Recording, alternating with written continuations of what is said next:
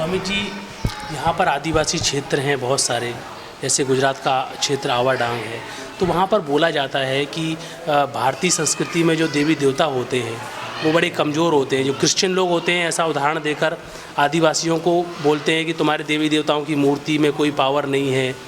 वो धर्मांतर में क्या બહારથી ફોરેનથી વિદેશી ફંડો આવે છે, એના માટે આદિવાસી લોકોને કોઈ ખબર હોતી નથી કે અભણ પ્રજા હોય છે જે નિરક્ષરતા કહેવાય એમના માટે એ લોકોને પૈસા આપી લોભ લાલચ આપીને લગ્ન કરવાની લાલચ આપીને લોકો હિન્દુમાંથી ખ્રિસ્તી બનાવે છે અને ધર્માંતર ખરેખર રોકવું બહુ જરૂરી છે। જે આસારામજી બાપુ છે એમણે લગભગ 40-50 વર્ષથી ઘણા બધા કામો કર્યા છે। એમણે ઘર પણ બનાવી આપ્યા છે, શાળાઓમાં બાળકોને ભણવા મોકલેલા છે।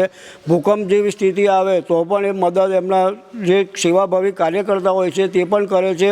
અને આસારામજી બાપુ જેવા સંતને ઉપર લાંછન લગાડીને જેલમાં પણ બંધ કરી દીધા છે। સમાજમાં એકતા લાવવી જોઈએ, સમાજમાં સરકાર સામે અવાજ ઉઠાવીને કહેવું જોઈએ ભાઈ આ બધું ખોટું થાય છે અને આપણે હિન્દુઓ બધા એક થઈને રજૂઆત કરવી જોઈએ ભાઈ આ બધું જે થઈ રહ્યું છે બહારથી જે ફંડ આવીને આપણા ધર્મગુરુઓને બદનામ કરવામાં આવે છે તેમના માટે આપણે હિન્દુઓ ભેગા થઈને એક ચેતના ઊભી કરવી જોઈએ, જાગૃતિ લાવવી જોઈએ, જેને જનજાગૃતિ કહેવાય। એના માધ્યમ દ્વારા અને મીડિયાને ખાસ કહેવું પડે કે બહારથી મીડિયાવાળાને પૈસા આવે છે કે ભાઈ આપણા ધર્મગુરુને બદનામ કરો। એ બદનામ કરવા માટે આપણે અટકાવવું જોઈએ કે જેથી આપણા ધર્મગુરુઓ બદનામ ના થાય।